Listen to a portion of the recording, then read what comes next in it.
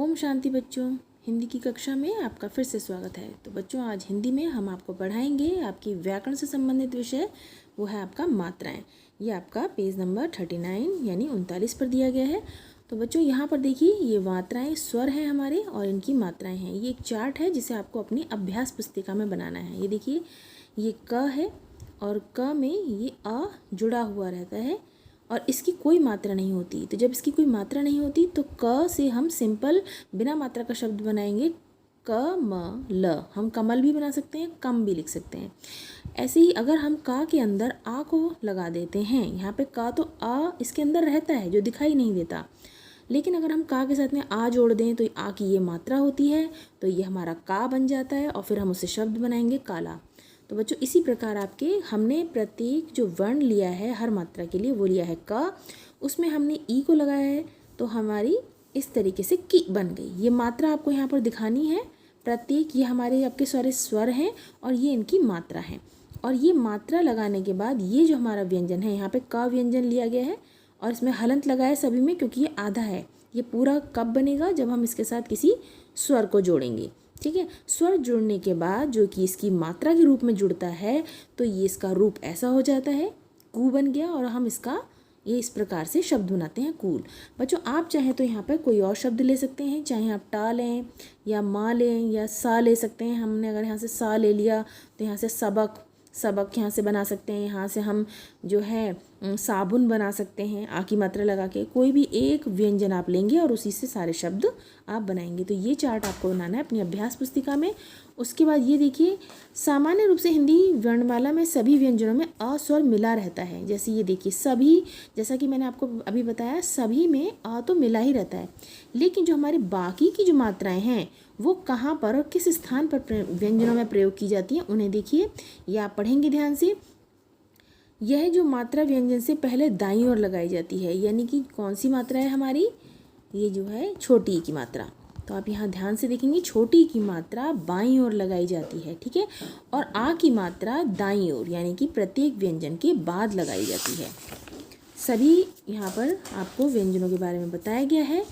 ये आपकी सारी मात्राएं हैं, इनको ध्यान से पढ़िएगा कि कौन सी मात्रा दाईं ओर, कौन सी बाईं ओर और कौन सी नीचे। ये नीचे लगाई जाती हैं ऊ की, ठीक है, और ये कुछ व्यंजनों के ऊपर लगाई जाती हैं ए की मात्रा, और ओ की मात्रा भी दाईं ओर, दोनों दाईं ओर लगती हैं। लेकिन जो हमारी ऊ की मात्रा है, केवल रा एक स्पेशल व्यंजन है जिसमें छोटा ऊ इस प्रकार उसकी कमर पर यानी बीच में और बड़ा ऊ इस प्रकार लगाया जाता है। अब आते हैं हम शब्द।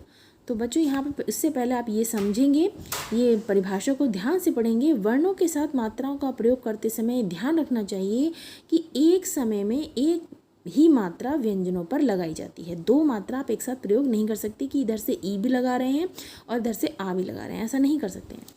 अब यहाँ पर देखिए, हर एक शब्द को अलग अलग किया गया है, जो आप पहले भी कर चुके हैं।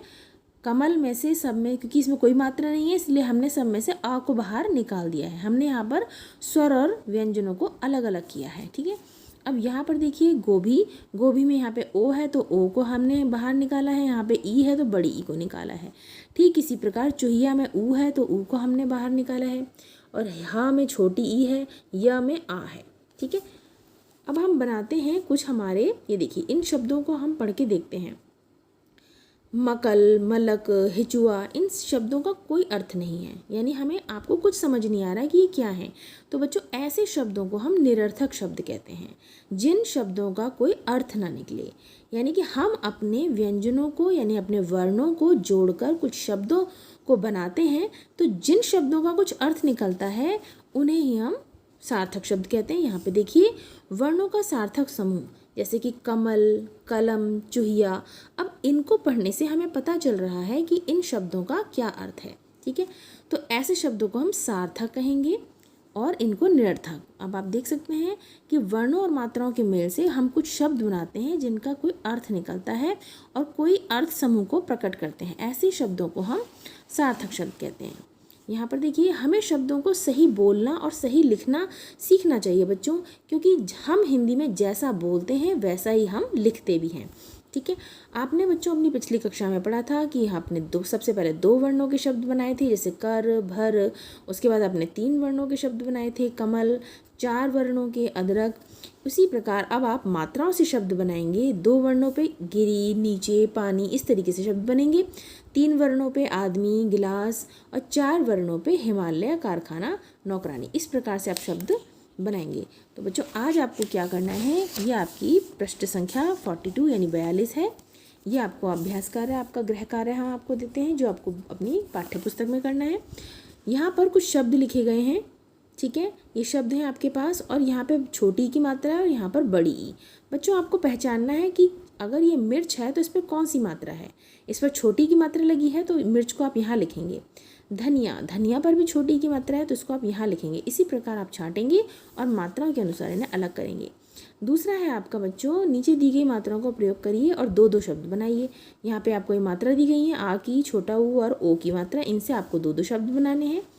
उसके बाद बच्चों यहाँ पर हम आपको निरर्थक शब्द दिए गए हैं, यानी शब्दों का कुछ समूह है, जैसे ला, स, गी। तो अब आपको इससे सार्थक शब्द बनाकर यहाँ लिखना है। तो ये तो था आपका पेज नंबर 42 पर दिया गया अभ्यास। इसके अतिरिक्त आपको अपनी पाठ्य पुस्तक के कार्य के अतिरिक्त आपको अपनी अभ्यास पुस्तिका में ये कार्य करना है। ये चार्ट आपको बनाना है। आप यहाँ पे स का प्रयोग कर सकते हैं या आप पूरे में माँ का प्रयोग कर सकते हैं। किसी भी एक व्यंजन से आप ये चार्ट अपनी अभ्यास पुस्तिका में बनाएंगे। तो मिलते हैं नेक्स्ट कक्षा में। तो तब तक के लिए बाय बच्चों।